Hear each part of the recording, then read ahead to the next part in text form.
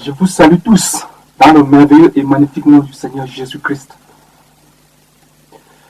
Béni soit le nom du Dieu très haut qui nous compte encore parmi les vivants et surtout qui nous fait grâce de pouvoir partager sa très sainte et bonne parole. Et je suis sûr que cette parole que nous allons partager nous fera énormément du bien. Une fois de plus, je vous salue et je vous bénis dans le merveilleux nom du Seigneur Jésus-Christ. Je suis le serviteur du Seigneur Jésus-Christ, Rodrigue Genji. Le Seigneur me met à cœur de partager un sujet avec vous. Et je crois que c'est un sujet qui intéresse tout le monde, à savoir le mariage. Oui, je crois vraiment que c'est un sujet qui intéresse tout le monde. Le mariage, puisque le mariage fait partie de notre quotidien et il y a également autour de nous beaucoup de problèmes à cause du mariage. Présentement même, que je suis en train de vous parler, beaucoup sont en train de vouloir même divorcer, beaucoup sont même déjà divorcés, beaucoup sont séparés, et puis encore, beaucoup sont même en train de vouloir se suicider à cause du mariage. Donc, par la grâce du Seigneur, nous allons nous intéresser à ces sujets, à la lumière des Saintes Écritures, la Bible. Oui, à la lumière de la Bible, nous allons nous intéresser au mariage. Et sans plus tarder, nous allons prier le Seigneur Jésus-Christ. Seigneur Jésus, merci pour ce moment. Tu nous as fait grâce d'être parmi les vivants et de pouvoir passer ce merveilleux moment dans ta très sainte et bonne parole. Cette bonne parole qui nous fait toujours énormément du bien. Seigneur Jésus, s'il te plaît, bénis et sanctifie ce moment. Bénis ta parole.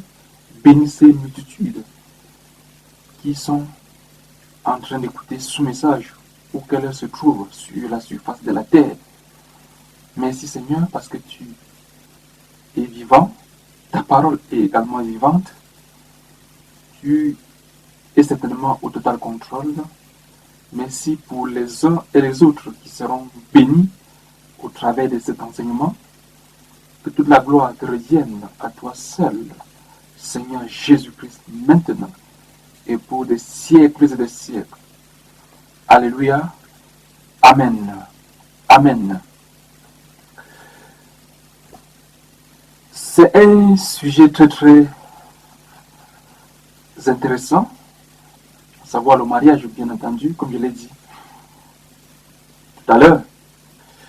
Et j'ose croire que par la grâce de Dieu, je vais condenser cet enseignement. Car pour être honnête avec vous, c'est un enseignement très long. Toutes les fois que j'ai eu à enseigner dessus, que ce soit dans les églises, que ce soit sur des chaînes de radio particulièrement, il a fallu des semaines, parfois même des mois, pour pouvoir finir cet enseignement. J'ose donc croire par la grâce du Seigneur que je veux faire un résumé, un condensé, en utilisant le moins de temps possible. D'ailleurs, nous serons obligés de faire cet enseignement en plusieurs parties. Vous êtes encouragés à avoir un stylo et sur quoi noter, et après, vérifier tranquillement dans votre Bible pour être sûr que ce qui est dit est vrai et exact. Parce que ce qui est le plus important, c'est que votre foi soit fondée uniquement sur les Saintes Écritures et non sur la sagesse des hommes.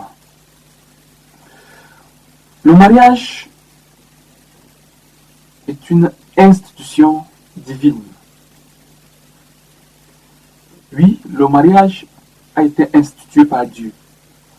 Et pour cette raison, toute personne qui s'intéresse au mariage devrait normalement se tourner vers Dieu et sa parole pour pouvoir recevoir les conseils nécessaires pour réussir son mariage. Malheureusement, ce n'est pas toujours le cas. Beaucoup s'engagent sur ce chemin sans même tenir compte de ce que Dieu dit ou pense. Et les conséquences sont là. Les divorces, les frustrations et les enfants qui parfois payent le prix lourd. Donc, si vous vous intéressez au mariage, tournez-vous vers Dieu et sa parole pour pouvoir être enseigné. C'est important. Et vous qui êtes déjà mariés, tournez-vous également vers Dieu et sa parole pour pouvoir avoir un foyer en bonne santé où il fait bon vivre. Il est écrit dans Genèse chapitre 2, le verset 24. C'est pourquoi l'homme quittera son père et sa mère et s'attachera à sa femme et ils deviendront une seule chair. Si Dieu le permet, un jour nous allons consacrer un enseignement uniquement à ce verset. Pour le moment, nous pouvons tout simplement remarquer que Dieu a prévu qu'à un moment donné, l'homme quitte son père et sa mère et s'attache à sa femme. Et les deux deviennent une seule chair. Avant de passer, nous pouvons faire cette remarque qui est également pertinente. Depuis le commencement, le mariage, c'est entre l'homme et la femme. C'est entre l'homme et la femme. Donc l'homosexualité vient des ténèbres. Tous ceux et celles qui sont livrés à l'homosexualité doivent se repentir sincèrement pendant qu'il est encore temps. Sinon, c'est le jugement de Dieu et le lac de feu qui les attend. Il faut dire les choses telles qu'elles sont. Le mariage, pour tous, homme avec homme, femme avec femme, cela ne vient pas de Dieu. Ça vient des ténèbres. Nous pouvons lire ceci pour soutenir cela. Bien entendu, ce ne sont pas mes déclarations. Dans la première épître aux Corinthiens, chapitre 6, les versets 9 et 10, il est écrit: Ne savez-vous pas que les injustes n'hériteront point le royaume de Dieu? Ne vous y trompez pas. Ni les impudiques, ni les idolâtres, ni les adultères, ni les efféminés, ni les homosexuels n'hériteront le royaume de Dieu. La Bible est suffisamment claire. Les homosexuels n'hériteront point le royaume de Dieu. S'ils n'hériteront point le royaume de Dieu, ils seront certainement quelque part, un jour, le lac de feu. La première épître aux Corinthiens, chapitre 6, les versets 9 et 10. Vous pouvez trouver ce texte dans cette portion des Saintes Écritures. Donc, vous qui êtes homosexuels, peu importe les raisons qui vous ont poussé à vous retrouver dans ces pratiques, personnellement, sans vous juger, voici ce que je vous conseille. Repentez-vous et le Seigneur Jésus-Christ, dans sa grâce, vous pardonnera. Il vous purifiera. Car il est mort pour toute personne qui se repente et qui l'accepte comme Seigneur et Sauveur, y compris les homosexuels. Oui. Il est écrit par exemple ceci. Nous sommes dans l'Épître aux Romains, chapitre 10, les versets 12 et 13. Il est écrit: Il n'y a aucune différence, en effet, puisqu'ils ont tous un même Seigneur, qui est riche pour tous ceux qui l'invoquent. Car quiconque invoquera le nom du Seigneur sera sauvé. Amen. Le Seigneur est riche en miséricorde. Si vous l'invoquez de tout votre cœur, si vous vous repentez sincèrement, il vous pardonnera, il vous purifiera. Oui, il vous purifiera par son sang versé à la croix et il va vous sauver. Alléluia. Amen. Nous pouvons également remarquer ceci. Avant de continuer notre enseignement, Dieu, dans son plan parfait, n'a pas prévu la polygamie. Je précise bien que Dieu, dans son plan parfait, parce qu'il y a toujours le plan parfait en toutes choses. Et de l'autre côté, il y a la volonté permissive de Dieu. Donc la Bible nous fait clairement comprendre que la parfaite volonté de Dieu, c'est la monogamie ou bien qu'un partenaire est tout simplement une seule femme. Oui, c'est le plan parfait de Dieu. Dieu n'a pas prévu qu'un homme ait plusieurs femmes. Dieu avait dit à Adam et Ève de se multiplier, oui, de se multiplier et de remplir la terre. Voilà ce que Dieu avait dit à Adam et Ève. Multipliez-vous et remplissez la terre. Et pourtant, Dieu a donné à Adam une seule femme, Ève, tout en lui donnant la charge de remplir la terre. Si la polygamie faisait partie du plan de Dieu, Dieu devait donner des centaines de femmes à Adam, afin que la terre soit vite remplie. Mais Dieu ne l'a pas fait. Dieu lui a donné tout simplement une femme. Et avec cette femme, il devait remplir la terre. Mais l'homme, dans son entêtement et la dureté de son cœur, a décidé de désobéir à Dieu en prenant plusieurs femmes. Donc c'est tout simplement l'entêtement et la rébellion qui ont poussé les hommes à avoir plusieurs femmes. Même dans l'histoire de la Bible, ça n'a jamais été la parfaite volonté de Dieu. Mais le fait que les hommes,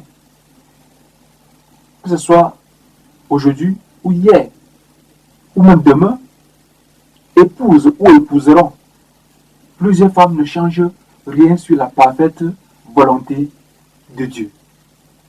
Oui, parce que la parfaite volonté de Dieu, c'est que l'homme ait une seule femme.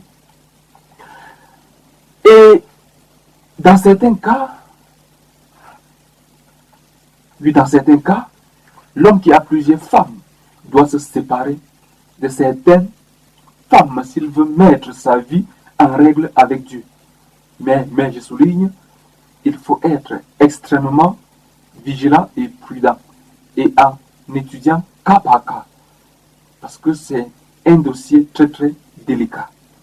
Lorsqu'on arrive à ce niveau où un homme qui veut mettre sa vie en règle avec Dieu est obligé de se séparer de certaines femmes, on doit aller cas par cas, sans généraliser, parce que dans certains cas, ça ne sera pas vraiment aisé et facile.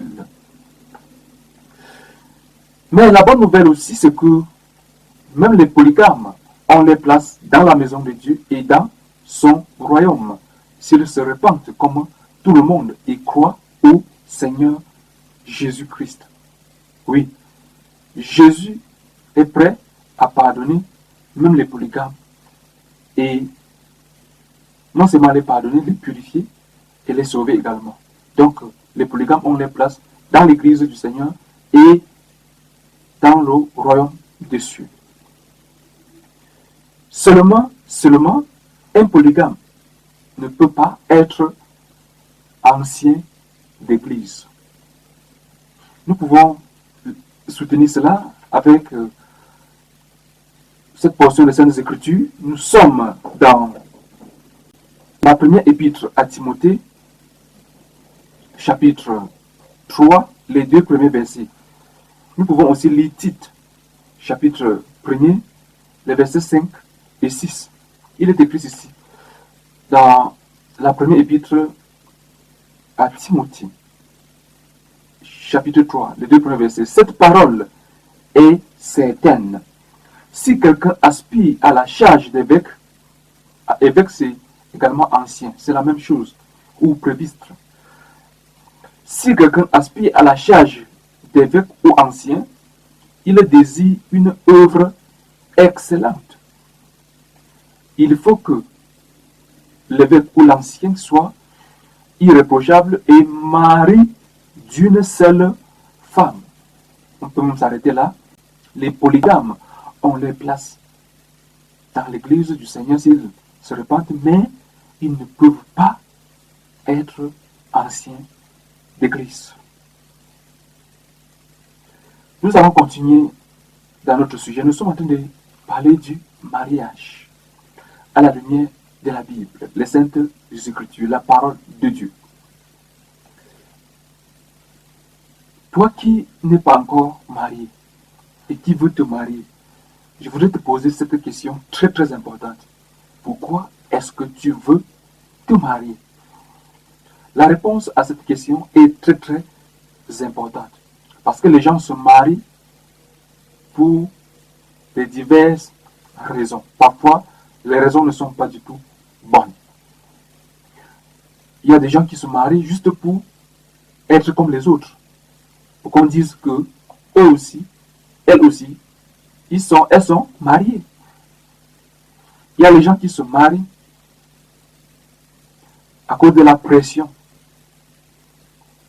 Oui, parce qu'on les met la pression dans les familles, parfois même dans l'église, en disant, mes frères, sœurs, tu attends quoi pour te marier? Et parfois, beaucoup cèdent. Et face à cette pression, veulent se marier ou se marient même. Beaucoup se marient pour pouvoir satisfaire les désirs sexuels. Beaucoup se marient à cause des enfants. Il y a tellement de raisons qui peuvent pousser les gens à se marier. Toutes ces raisons ne sont pas forcément les mauvaises raisons, mais il faut y réfléchir. Si vous vous mariez uniquement à cause de ces raisons, il faut faire attention. Très très attention. Le mariage est plus sérieux que ce qu'on ne pense. On ne doit pas se marier sur un coup de tête. Parce que il y a la pression. On ne doit pas se marier parce qu'on veut imiter les autres. On ne doit pas se marier parce qu'on veut tout simplement satisfaire un désir sexuel. On ne doit pas se marier tout simplement parce qu'on veut les enfants. Vous pouvez vous marier et ne pas avoir d'enfants. Une fois de plus, je vous pose cette question. Même vous qui êtes déjà marié, pourquoi est-ce que vous vous êtes marié? La réponse à cette question, non seulement est très très importante, va vous aider à résoudre un certain nombre de problèmes. Et vous qui n'êtes pas encore marié, pourquoi voulez-vous à tout prix vous marier? Je vous laisse le soin de répondre à cette question. Le mariage est une entreprise très très très sérieuse. Contrairement à ce que beaucoup pensent, le mariage est une entreprise très très sérieuse. Parce qu'on se marie dans le plan de Dieu normalement pour la vie. Et si vous allez vous lier à quelqu'un pour la vie, vous allez prendre cela très très au sérieux. Ce n'est pas un jeu, ce n'est pas un amusement. On ne se marie pas pour se séparer par la suite ou bien pour divorcer. D'ailleurs, nous allons y revenir plus tard en détail. Lorsque le Seigneur Jésus-Christ a enseigné sur le mariage, entre autres, nous pouvons lire ceci. Nous sommes par exemple dans l'évangile selon Matthieu chapitre 19, le verset 10. Après avoir écouté les enseignements donnés par le Seigneur Jésus-Christ sur le mariage, ses disciples lui dirent, si telle est la condition de l'homme à l'égard de la femme, il n'est pas avantageux de se marier. Voilà, les disciples, après avoir écouté le Seigneur Jésus parler du mariage, vont dire, finalement, il n'est pas vraiment avantageux de se marier. Mais ce n'est pas ce que eux y pensaient avant d'avoir écouté les enseignements du Seigneur Jésus-Christ. Et toute personne qui écoute véritablement les enseignements du Seigneur Jésus-Christ sur le mariage doit réfléchir même 1000 fois avant de s'engager dans les liens du mariage. Et plus tard, l'apôtre Paul dira ceci. Nous sommes dans la première épître aux Corinthiens, chapitre 7, à partir du verset 26 au verset 28. C'est pour vous montrer à quel point le mariage est une entreprise très très sérieuse. Il va dire ceci. Es-tu lié à une femme?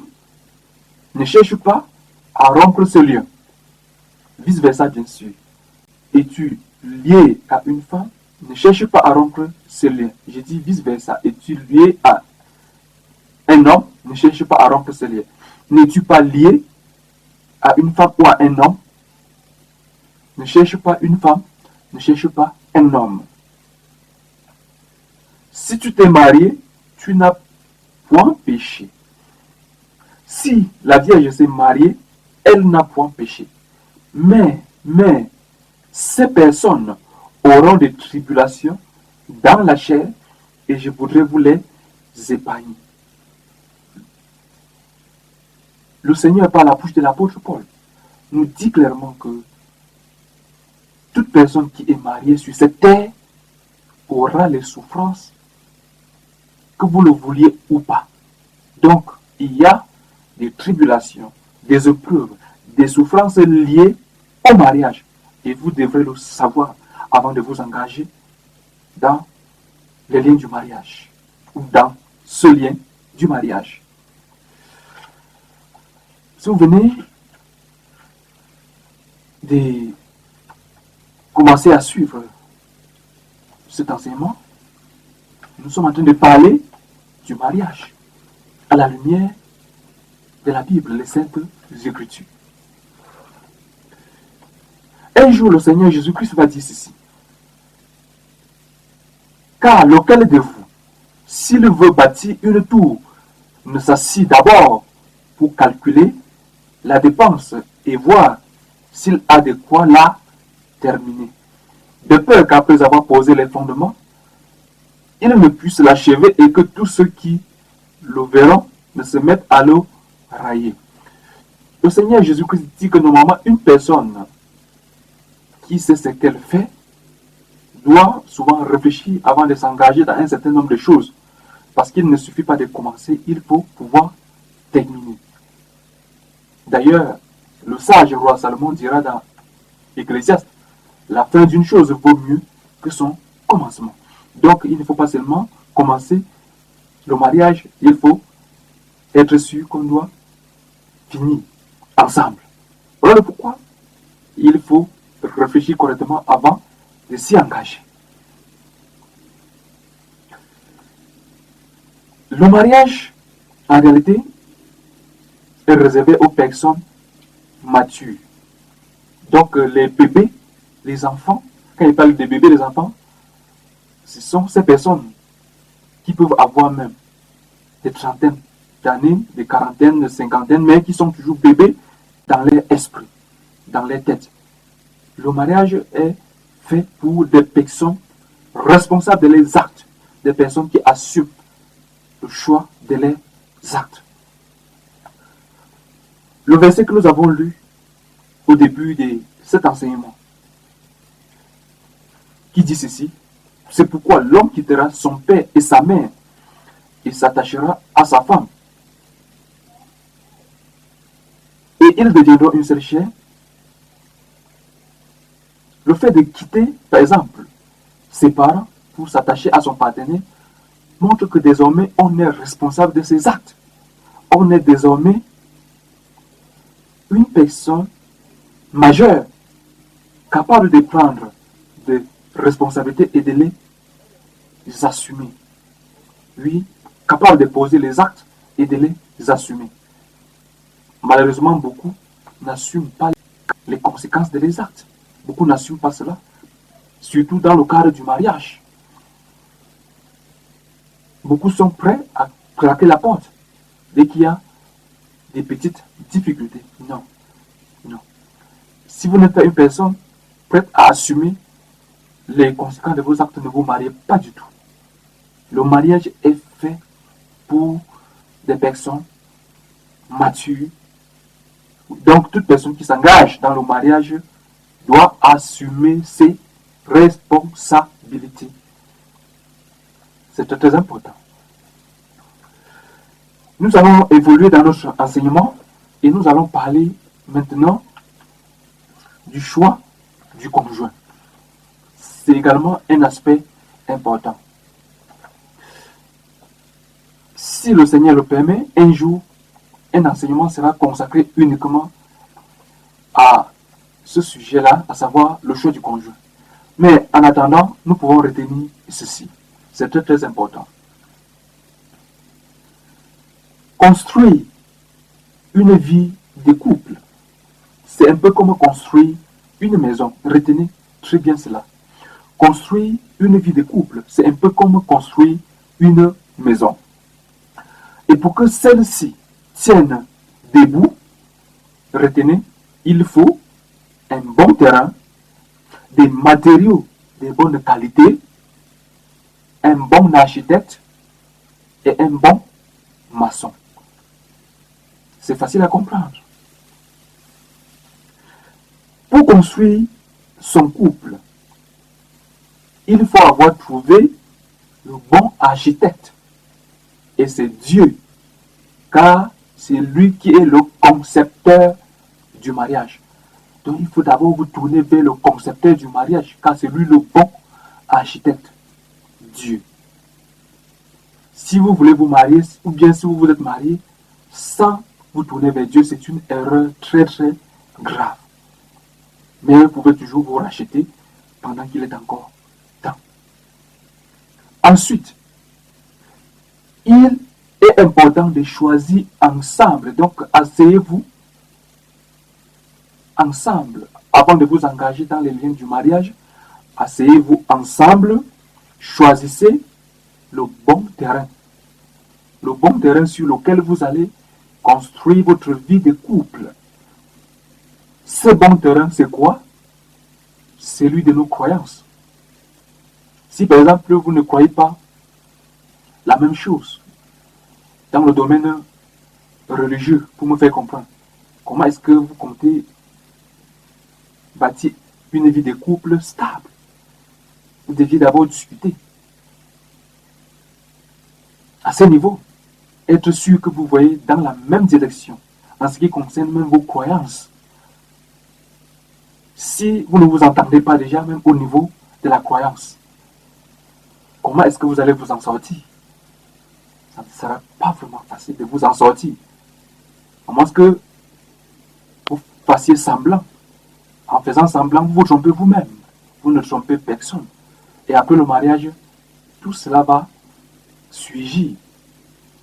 Et certainement, vous n'allez pas vous en sortir.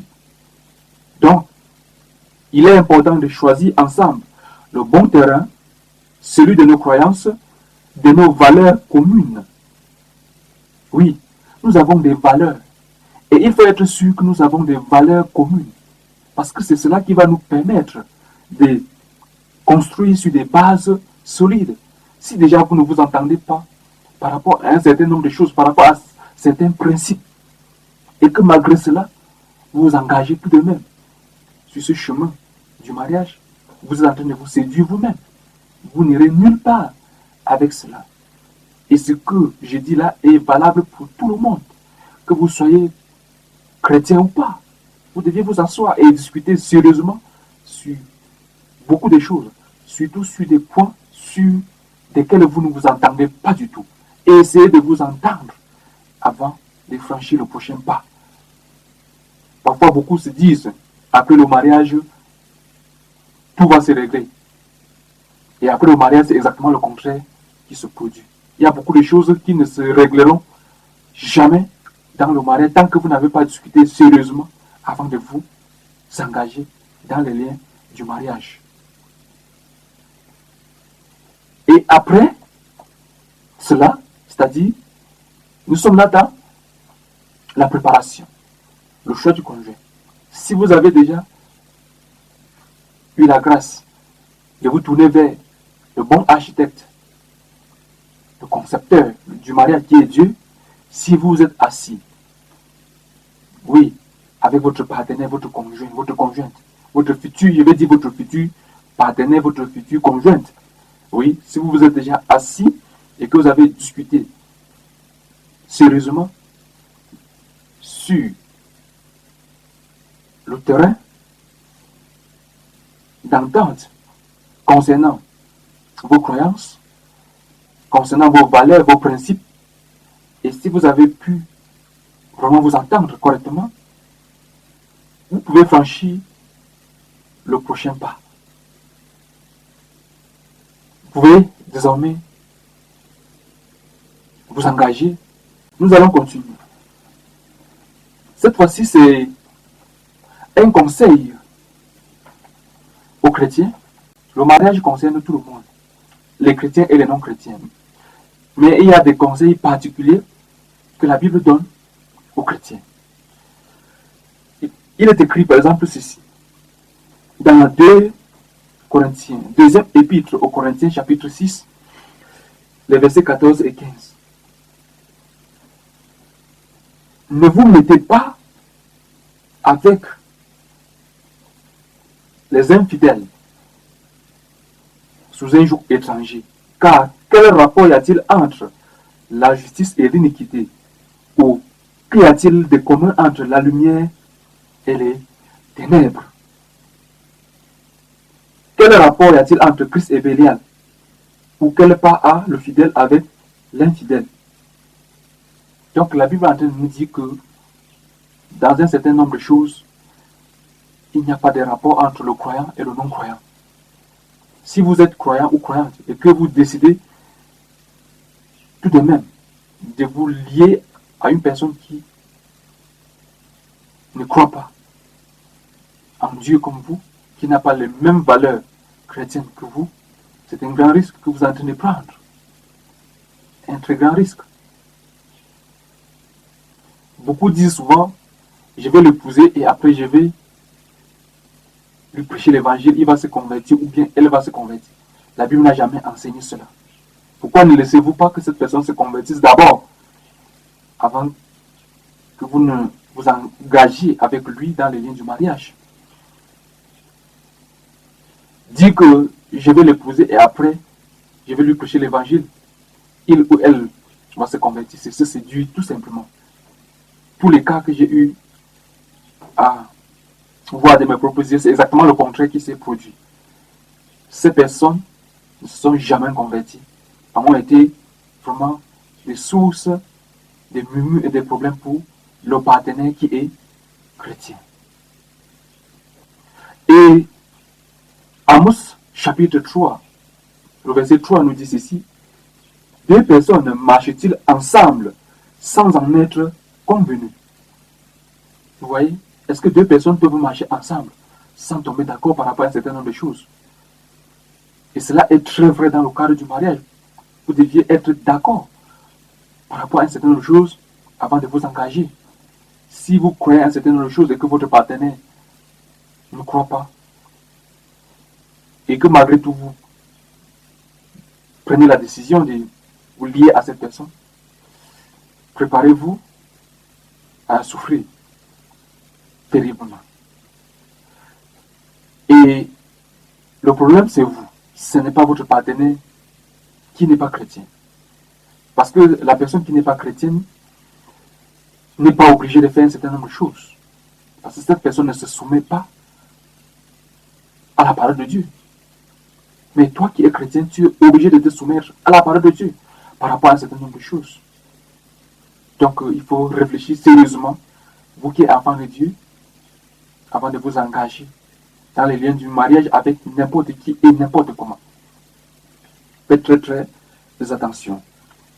Dans la première épître aux Corinthiens chapitre 7, le verset 39, il est écrit ceci, la dernière partie: elle est libre de se marier à qui elle veut, seulement que ce soit dans le Seigneur. Amen. Donc la Bible encourage même les veuves qui veulent se remarier et les enfants de Dieu également qui voudraient se marier. Si vous avez déjà eu la grâce de connaître la vérité, de connaître le Seigneur Jésus-Christ, d'être enfant de Dieu, la Bible dit: mariez-vous seulement dans le Seigneur. Mariez-vous seulement dans le Seigneur. C'est pour votre propre bien. Vous pouvez vous rebeller, vous endurcir et aller prendre un partenaire qui n'est pas dans le Seigneur. C'est à vous risques et périls. Lorsque ça va chauffer, ne vous plaignez pas. Assumez les conséquences de vos actes, tout simplement.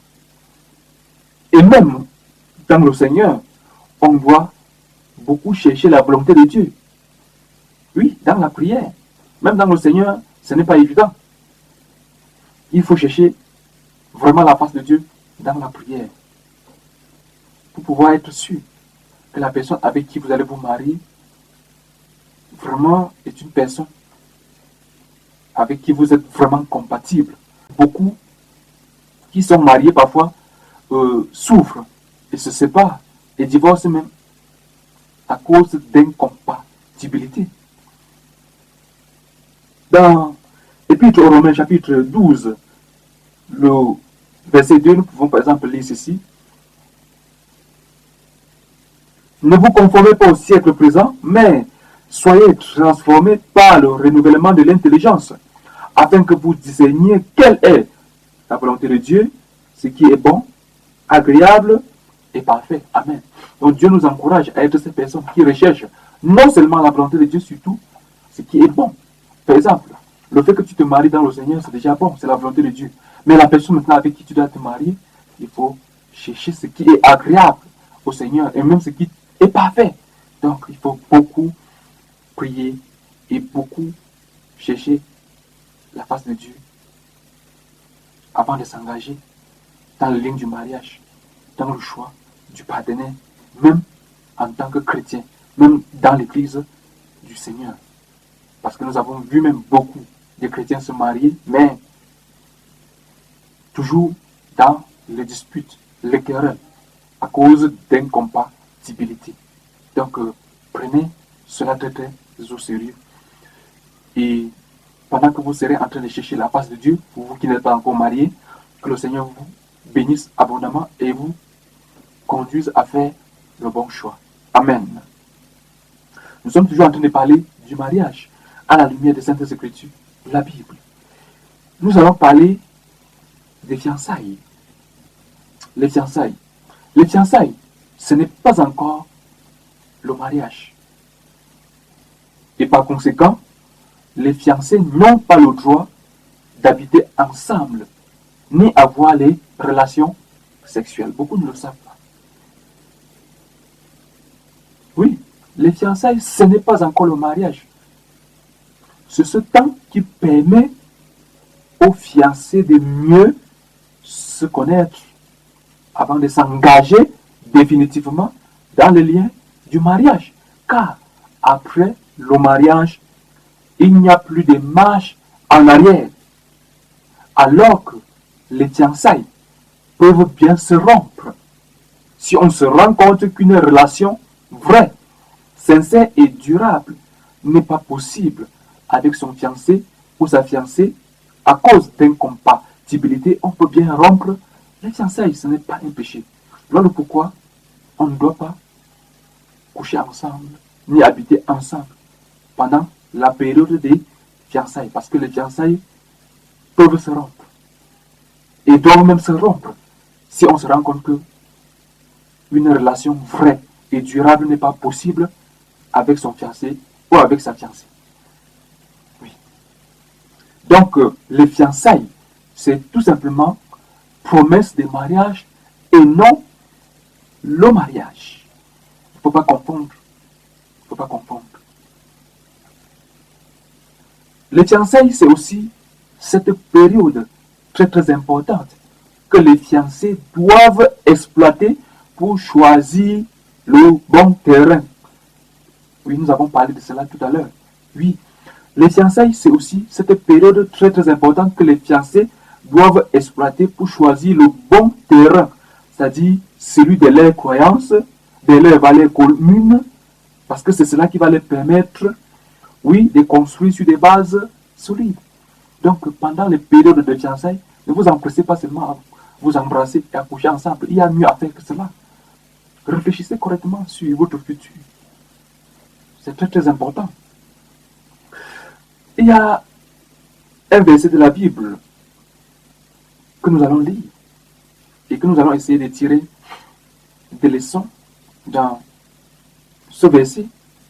Nous sommes dans l'évangile selon Matthieu, chapitre 1er, le verset 18. Il est écrit ici.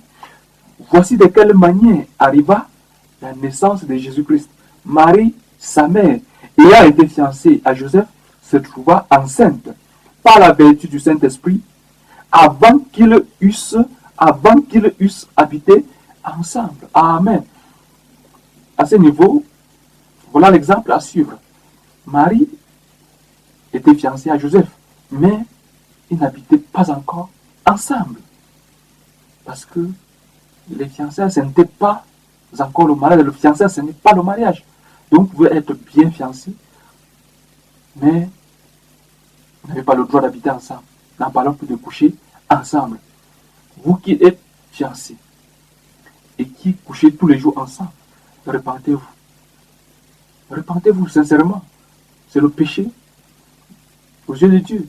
Beaucoup vont dire, puisque de toutes les façons nous allons nous marier, qu'est-ce que ça change, le fait de coucher ensemble maintenant, alors que lorsque nous allons nous marier, nous allons toujours coucher ensemble.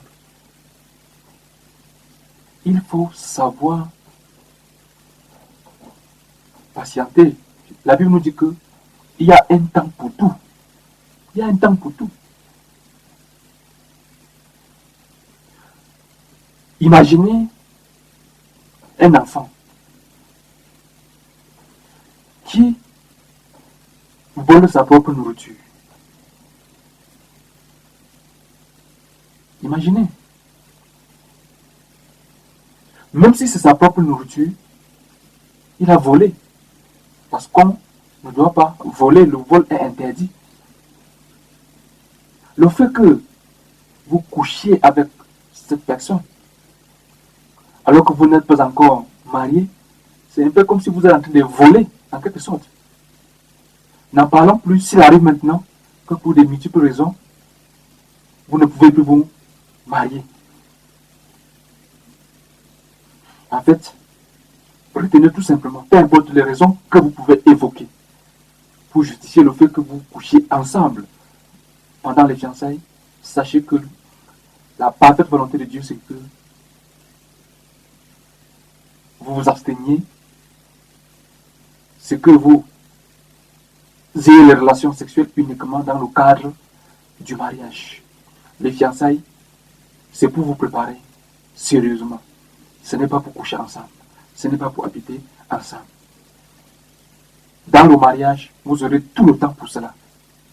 Vous allez même vous fatiguer. Donc ça ne sert à rien de vous précipiter. Et je suis convaincu que ces personnes qui appliquent la parole de Dieu dans leur vie sont toujours bénies. Si vous vous absteniez des relations sexuelles à cause de Dieu, Dieu va tenir compte de cela et il vous bénira certainement. Oui. Il vous bénira, je suis sûr. Et repartez-vous, peut-être par ignorance, vous vous êtes livré aux relations sexuelles alors que vous n'êtes pas encore marié. N'en parlons plus. Si vous n'êtes même pas du tout fiancé et que vous êtes en train de vivre ensemble, de coucher ensemble, là c'est encore très grave. Dieu ne connaît pas le concubinage. Viens, on reste ensemble. Dieu ne connaît pas cela. Même si vous avez vécu 20 ans ensemble, même si vous avez eu des multitudes d'enfants, ça ne fait pas de vous des personnes mariées. D'ailleurs, nous allons voir toujours à la lumière de la Bible à partir de quand est-ce qu'on est marié. Donc, vous qui êtes dans ces genres de relations, vraiment repentez-vous sincèrement et rompez ces relations si vous voulez mettre votre vie en règle avec Dieu. Cet enseignement, c'est pour des personnes qui veulent mettre leur vie en règle avec Dieu pour pouvoir être bénis.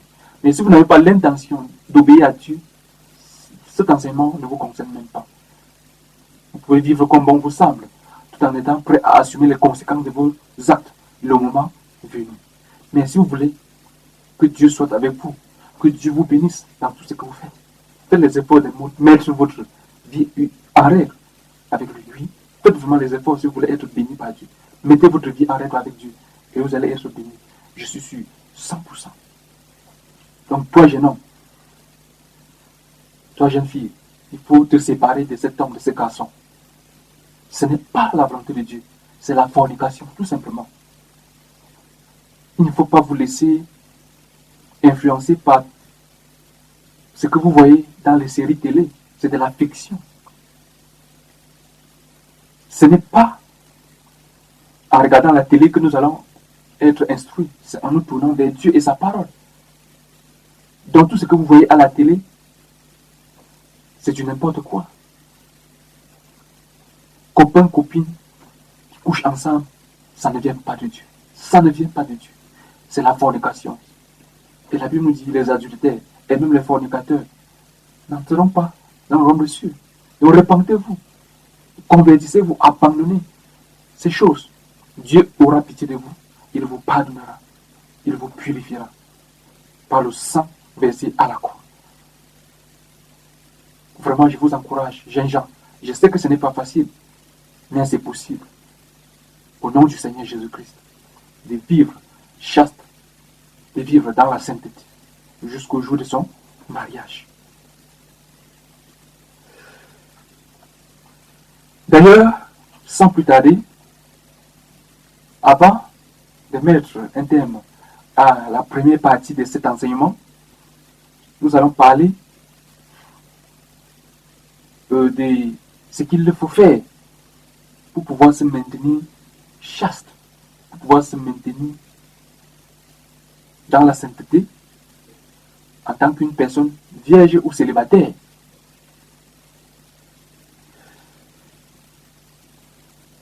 Maintenant, retenez très bien, c'est spécialement pour vous, jeunes gens, qui êtes encore vierges.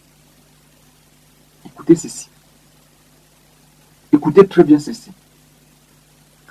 Dieu tient énormément à ce que les jeunes gardent leur virginité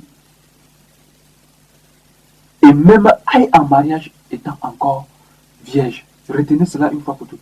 Dieu tient à ce que toi, la jeune fille, jeune homme, si tu es encore vierge, Dieu tient à ce que tu ailles en mariage étant vierge. Il n'y a aucune maladie qu'on attrape sur cette terre en étant vierge. C'est le mensonge du diable. Donc, cet enseignement qui dit que si tu n'as pas de relations sexuelles, tu vas tomber malade. Ça vient des ténèbres. Ça ne vient pas de Dieu. Allez dans les hôpitaux et renseignez-vous. Si les médecins sont vrais et sincères, ils vous diront qu'il n'y a aucune maladie sur la terre qu'on attrape parce qu'on est vierge. Bien au contraire, on est plutôt épargné de certaines maladies. Sans compter le fait que c'est le péché aux yeux de Dieu, ce qui est encore très très grave.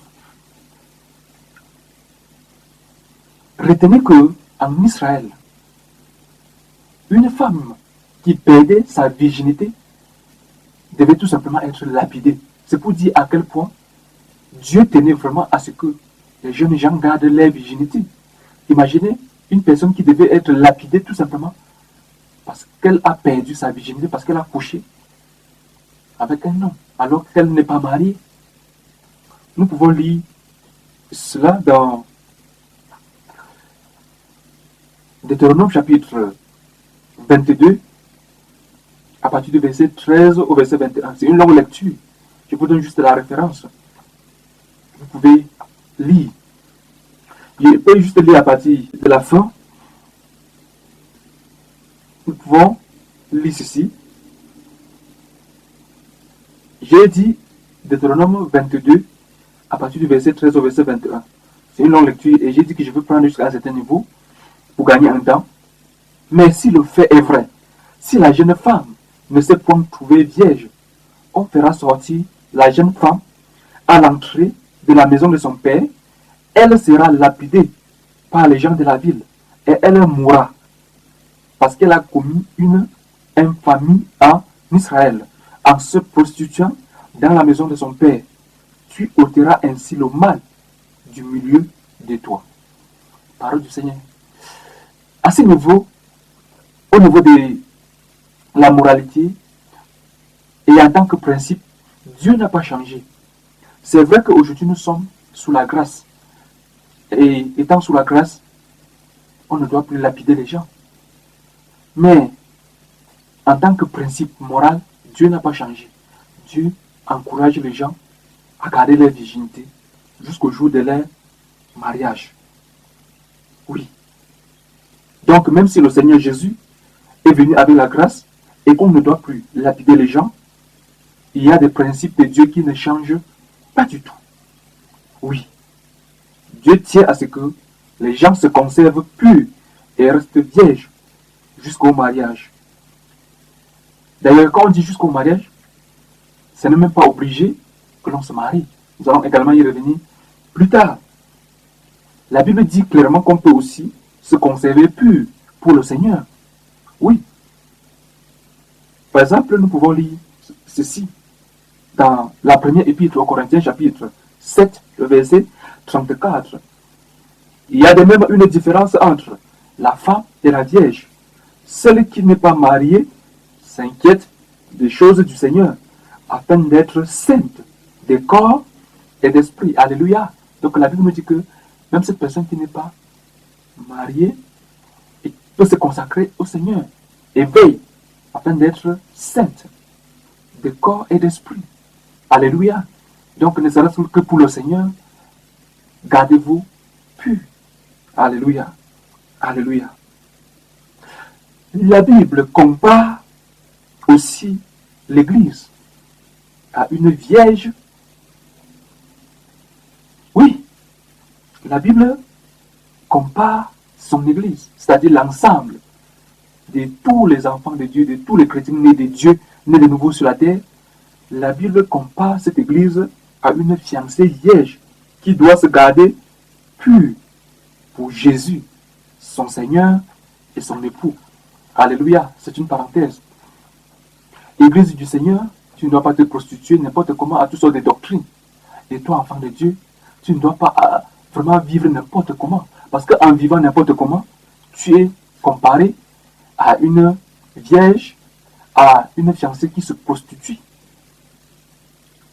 Et ce n'est pas bien. Personne ne sera fier de voir sa fiancée en train de se prostituer. De la même manière, l'Église du Seigneur, nous qui formons l'Église du Seigneur, nous sommes une vierge pure aux yeux du Seigneur, nous sommes la fiancée du Seigneur. Et le Seigneur veut que nous puissions nous conserver purs jusqu'à ce qu'il revienne nous chercher. Alléluia. Et l'apôtre Paul dira ceci dans la deuxième épître aux Corinthiens, chapitre 11, le verset 2. Écoutons.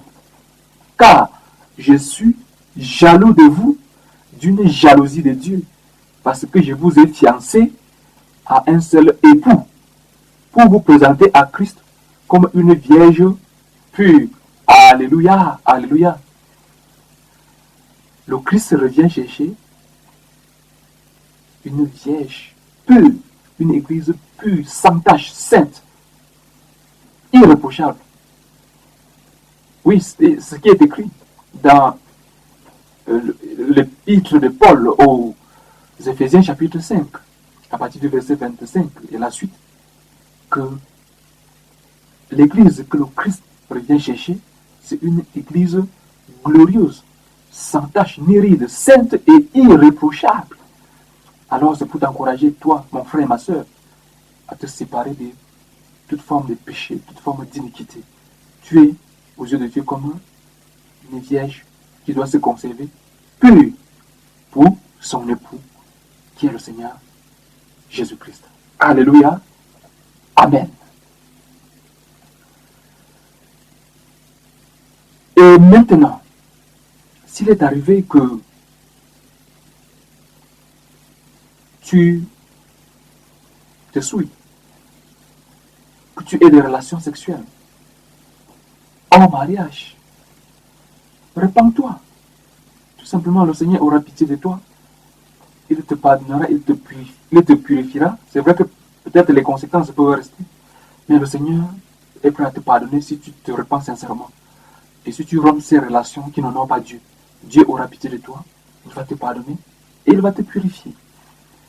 Et c'est d'ailleurs le seul chemin royal qui mène à la bénédiction. Répands-toi, tout simplement. Quitte ce garçon, quitte cette fille qui n'est pas ta femme, ni ton mari. Qui cet homme avec qui tu n'es pas marié? Vous êtes seulement dans le péché et le concubinage. Dieu est contre. Dieu te pardonnera. Il te purifiera. Ce qui est écrit dans la première épître des Jean, chapitre 1er, le verset 9. Si nous confessons nos péchés, Dieu est fidèle et juste pour nous les pardonner et pour nous purifier de toute iniquité. Alléluia. Et le verset 7 nous dira, le sang de Jésus nous purifie de tout péché. Amen. De la même manière, l'Église du Seigneur, à un moment donné, quand elle s'écarte du droit chemin, elle doit confesser ses péchés et abandonner pour être pardonné, pour être purifié. Donc toi qui vis dans le péché, mon frère, ma soeur, répands-toi sincèrement, Dieu te pardonnera, il te purifiera, si tu es vraiment sincère. Il va te restaurer dans la communion avec lui. Amen. Amen. Bien sûr, après avoir demandé pardon à Dieu, il faut désormais produire les fruits dignes de la repentance. C'est-à-dire s'abstenir désormais de toute relation sexuelle hors mariage et fuir aussi la vie des débauches sous toutes ses formes. Par exemple, la masturbation, la pornographie sous toutes ses formes. Oui, il faut fuir toutes ces choses. Ne regardez pas les images impures, car toutes ces choses-là vous suivent et vous poussent à pécher et vous poussent à faire des choses que vous ne deviez pas faire. Les images impures qui poussent les gens à avoir des relations sexuelles hors mariage. Donc, fuyez ces choses, bien aimés. Il est écrit ceci. Ne savez-vous pas que vos corps sont des membres de Christ? Prendrai-je donc les membres de Christ pour en faire les membres d'une prostituée? Loin de là. Ne savez-vous pas que celui qui s'attache à la prostituée est un seul corps avec elle? Car il est dit, les deux deviendront une seule chair. Mais celui qui s'attache au Seigneur est avec lui un seul esprit. Fuyez l'impudicité. Quelque autre péché qu'un homme commette, ce péché est hors du corps. Mais celui qui se livre à l'impudicité pêche contre son propre corps. Ne savez-vous pas que votre corps est le temple du Saint-Esprit qui est en vous, que vous avez reçu de Dieu, et que vous ne vous appartenez point à vous-même, car vous avez été racheté à un grand prix. Glorifiez donc Dieu dans votre corps et dans votre esprit qui appartiennent à Dieu. Amen. Nous sommes là dans la première épître aux Corinthiens, chapitre 6, à partir du verset 15 au verset 20. La Bible est suffisamment claire. Pour nous qui croyons au Seigneur Jésus, nous sommes le temple du Saint-Esprit. Et la Bible nous dit que nos membres sont également les membres de Christ. Nous n'allons pas utiliser nos membres pour faire du n'importe quoi. Donc ton corps ne t'appartient plus. Et par conséquent, tu ne dois pas utiliser ton corps n'importe comment. Tu ne dois pas livrer ton corps au sexe n'importe comment. Oui. Nous sommes en train de parler du mariage à la lumière des Saintes Écritures. Et nous sommes tout simplement en train d'aborder certains points qui tournent tout autour du mariage. Si Dieu le permet, nous allons continuer prochainement à aborder d'autres points qui se greffent tout autour du mariage. Et progressivement, nous allons avancer et voir le mariage dans toutes ses facettes. Il a tellement à dire à ces sujets, je l'ai dit au départ. Nous allons, par exemple, donner les conseils aux jeunes, les conseils aux célibataires. Nous allons voir à partir de quand est-ce qu'on est marié à la lumière de la Bible. Nous allons voir ce que la Bible dit concernant le divorce, concernant le remariage. Nous allons également voir le sexe dans le mariage, que dit la Bible à ce sujet. C'est vraiment un vaste programme. Et nous comptons sur la grâce de Dieu pouvoir aller jusqu'au bout de cet enseignement. Et nous allons faire une petite pause pour aujourd'hui. Et nous allons prier le Seigneur Jésus. Seigneur Jésus, merci pour cet enseignement que tu nous as fait grâce de commencer. C'est un enseignement très très important et très très long. Je prie que toi-même tu bénisses ta parole dans le cœur et que tu ouvres l'entendement des uns et des autres et que tu donnes de la bonne compréhension également aux uns et aux autres. Seigneur, bénis la suite de cet enseignement. Oui, bénis la suite de cet enseignement. Prends le total contrôle. Et que toute personne qui va écouter cet enseignement, où que cette personne se trouve sur la surface de la terre, oh Dieu, que cette personne soit bénie, soit délivrée d'un certain nombre de choses. Car tu dis, mon peuple est détruit faute de connaissances. Oui, faute de connaissances, ton peuple périt. Et tu dis, si vous demeurez dans ma parole, vous êtes vraiment mes disciples. Vous connaîtrez la vérité et la vérité vous rendra libre. Que toute personne qui va écouter cet enseignement sur le mariage avec un cœur ouvert et bien disposé soit désormais une personne libre. Alléluia. Gloire à toi Seigneur pour ce que tu feras. Même au-delà de nos attentes. À toi toute la gloire. À toi la majesté, le règne et la puissance. Maintenant et pour des siècles et des siècles. Amen. Amen. S'il plaît à Dieu, nous allons continuer prochainement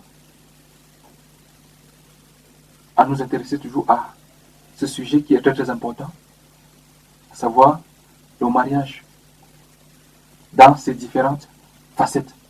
Bien sûr, tout cela à la lumière des saintes Écritures, la Bible. Que le Seigneur Jésus-Christ, mon Dieu, vous bénisse et à bientôt. Amen.